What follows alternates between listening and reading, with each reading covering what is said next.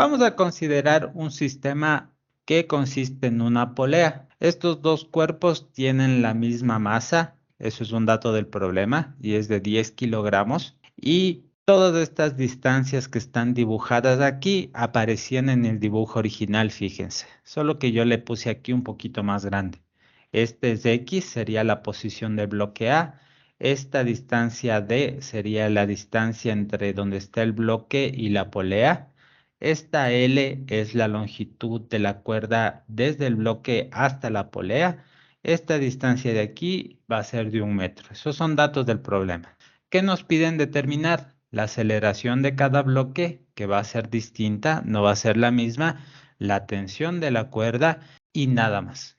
Me había olvidado de decirles que también el problema nos dice que esta superficie es lisa. Entonces no vamos a tener rozamiento por si acaso. ¿Cuáles son las fuerzas que actúan en ese sistema? Por ejemplo, en el bloque A, la normal, el peso y la tensión. Eso serían las tres fuerzas que estarían actuando sobre ese bloque A. Sobre el bloque B, el peso del bloque B y la tensión de la cuerda que nosotros vamos a asumir que es la misma. También nosotros vamos a considerar esto, mire, que el bloque A se va a mover hacia la derecha y que este bloque B va a bajar. Entonces vamos a hacer un diagrama de cuerpo libre para estos dos cuerpos. ¿Es obligatorio hacer esto? No, pero en este caso nos va a convenir por la siguiente razón. Miren, para el cuerpo A nosotros tenemos la tensión que está formando un ángulo de 30 grados con nuestro eje horizontal. Por tanto, en realidad, nosotros vamos a tener dos componentes para esa tensión. Una componente en Y, le voy a llamar T sub y una componente en X. Además, nosotros tenemos la normal, le voy a poner con otro color, y para abajo nosotros tendríamos el peso. Para el cuerpo B, nosotros tenemos hacia abajo el peso y hacia arriba nosotros tenemos la tensión. Vamos a analizar el movimiento en cada una de esas direcciones. Como este bloque se está moviendo, lo que nos dice la segunda ley de Newton es que se va a mover con una cierta aceleración B por efecto de una cierta fuerza neta. ¿A qué sería igual esa fuerza neta? La convención que estamos utilizando es que lo que esté en dirección del movimiento es positivo. El peso está en dirección del movimiento. La tensión está en sentido contrario. Entonces nosotros tendríamos esta expresión de aquí. Tenemos una ecuación. Hagamos lo mismo para el cuerpo A. En este caso nosotros podemos analizar qué está pasando en el eje X y qué está pasando en el eje Y. Nosotros solamente tenemos movimiento en el eje X. ¿Están de acuerdo o no están de acuerdo, chicos? Miren, el bloque solo se está moviendo hacia la derecha. No se está moviendo en la dirección Y. ¿Qué nos dice la primera ley de Newton? Que si un cuerpo no se mueve, significa que las fuerzas sobre ese cuerpo están en equilibrio. Es decir, que la fuerza neta que actúa en Y sobre ese cuerpo es cero. La normal más la tensión en Y es igual a la masa por la gravedad. En X nosotros sí tenemos movimiento. La segunda ley de Newton nos dice que el movimiento de este cuerpo con una cierta aceleración va a ser producto o va a ser producido por una fuerza neta distinta de cero actuando sobre ese cuerpo en esa dirección. Nosotros tenemos que la tensión en X es igual a la masa por la aceleración. ¿A qué sería igual T sub X? T por el coseno de 30. Entonces T sería igual a la masa por la aceleración dividido para el coseno de 30. A esta le vamos a llamar ecuación 1, a esta le vamos a llamar ecuación 2. Podemos reemplazar la ecuación 1 en la ecuación 2. ¿Para qué? Para eliminar la tensión. Entonces nos quedaría la masa de B por la gravedad menos la masa de A por la aceleración de A sobre el coseno de 30. Y esto es igual a la masa de B por la aceleración de B. Aquí podríamos reemplazar nuestros datos. El problema nos dice que la masa de A y la masa de B son iguales. Entonces, miren, esto se podría simplificar. Nos dice además que consideremos la gravedad igual a 10. 2 sobre raíz de 3 por la aceleración de A sería igual a la aceleración de B. ¿Qué nos dice esta ecuación? Nos dice que si nosotros conocemos la aceleración del un cuerpo, podemos conocer la aceleración del otro. Las dos aceleraciones están relacionadas, no son las mismas. El problema es ese. El problema es que tenemos una ecuación con dos incógnitas. Necesitamos determinar otra ecuación que relacione la aceleración de A con la aceleración de B para poder determinar cada una de esas aceleraciones. Una vez que ya tenemos cualquiera de esas aceleraciones, miren, podemos reemplazarle aquí, por ejemplo, y podemos determinar la tensión que también nos piden. Esto de aquí hasta este punto es igualito a lo que ustedes hacían el semestre anterior. Aquí viene la parte interesante, es de dónde nosotros podemos sacar otra ecuación para resolver este problema. Y en el caso de este ejercicio, sí nos da pistas. Le puede ser útil tomar en cuenta que la longitud de la cuerda es constante, primero. Y segundo, como se muestra en la figura, también x más d es constante. Esta es la longitud de mi cuerda. Supongamos que esa longitud es L y esa longitud va a ser constante. Por otro lado, esta distancia desde aquí hasta acá, x más d, también es constante, llamémosle d. Entonces, fíjense lo que nosotros vamos a hacer. Por un lado, d sería igual a x más d, que es constante. Y por otro lado, la longitud de nuestra cuerda también es constante.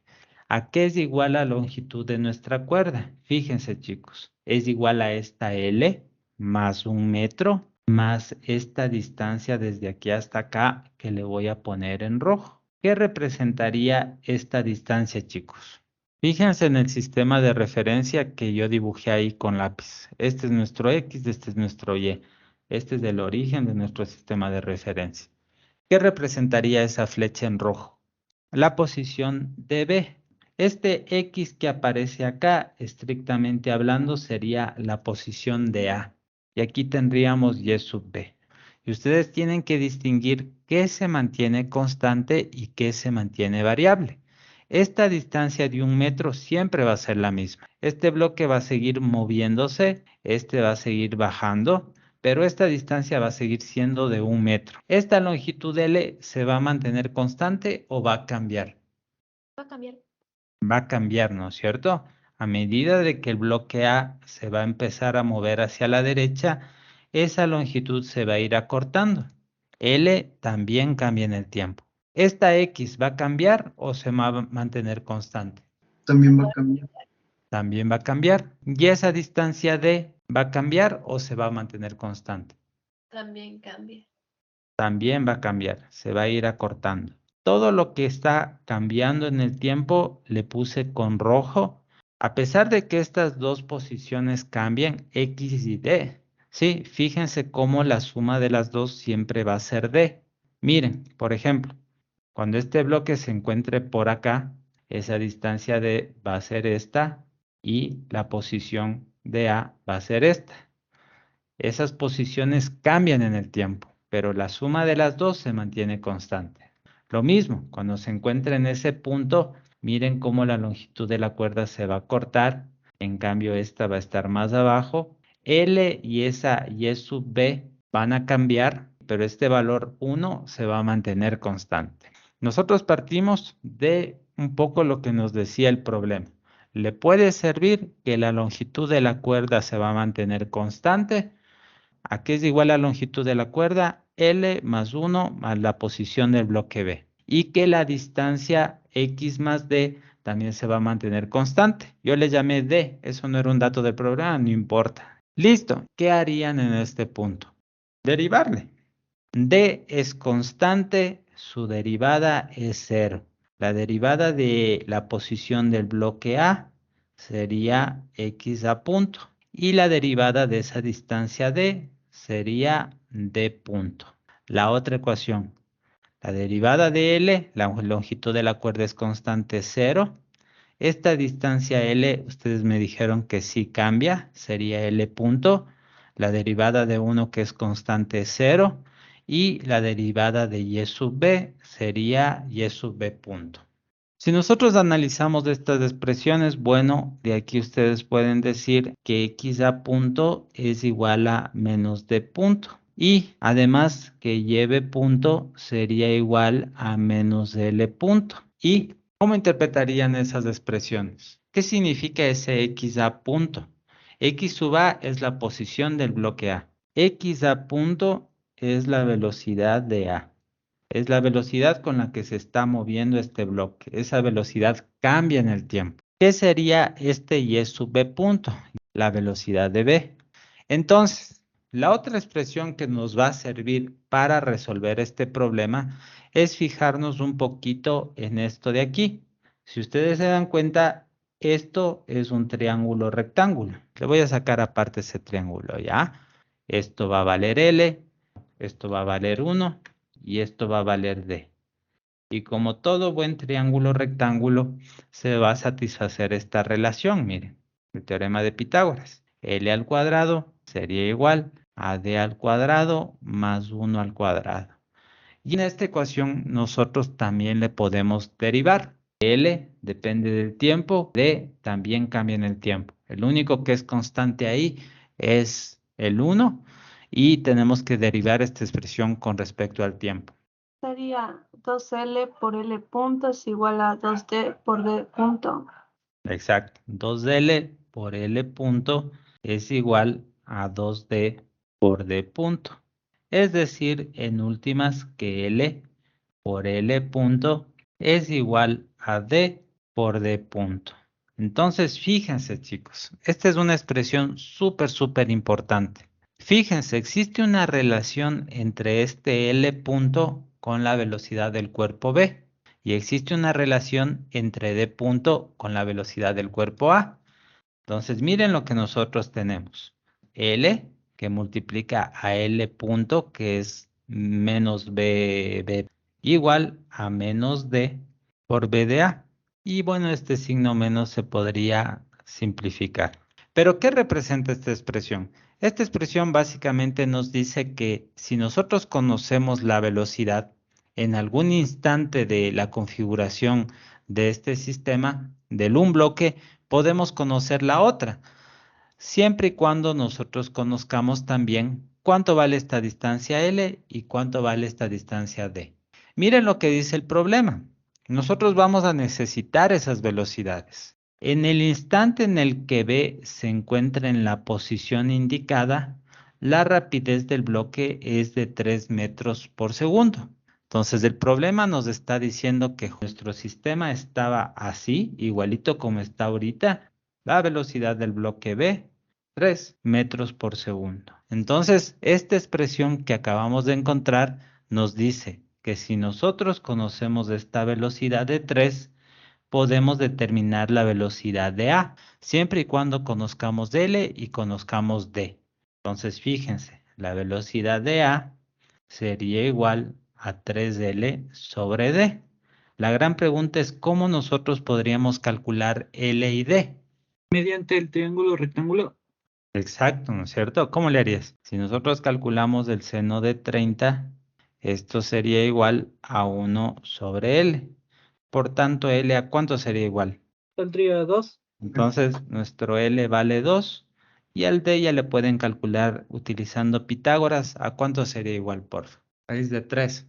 Entonces, miren, con esto nosotros tendríamos que la velocidad de A sería igual a 3 por 2 dividido para raíz de 3, es decir, 2 raíz de 3. No se preocupen, tengan paciencia, ya todo esto se va a aclarar con tiempo. ¿Por qué estamos calculando esas velocidades? Estoy haciendo en forma secuencial porque yo ya sé qué va a pasar después. Si no hubiésemos llegado en un punto donde nos hacían falta estas velocidades, ¿ya? La velocidad de B, que era un dato del problema, que era de 3, y la velocidad de A, que acabamos de calcularle ahorita, que es igual a 2 raíz de 3. Nosotros no queríamos esto, ¿se acuerdan? No queríamos estas velocidades. Lo que nosotros queríamos era otra relación para las aceleraciones. Y esa relación nosotros le obtenemos precisamente de esas mismas expresiones que estábamos usando, especialmente de esta expresión de aquí, de que siempre para todo instante de tiempo aquí se va a formar un triángulo rectángulo. Y también de estas dos expresiones que nosotros encontramos acá, esta expresión de aquí y esta expresión de acá. Entonces, volvamos a lo que nosotros queríamos. Ustedes se van a dar cuenta por qué necesitábamos hacer ese análisis previo.